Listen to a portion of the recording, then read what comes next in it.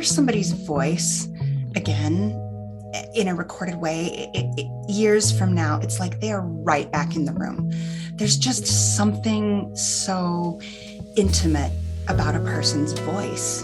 You know, I'm telling a story. There are a few things that I like to use to describe a person: their hands, their eyes, and their voice. And when I was 19 years old, I showed up on my parents' doorstep, surprised them one weekend I was away, and I brought with me my boombox. I had my dad sing.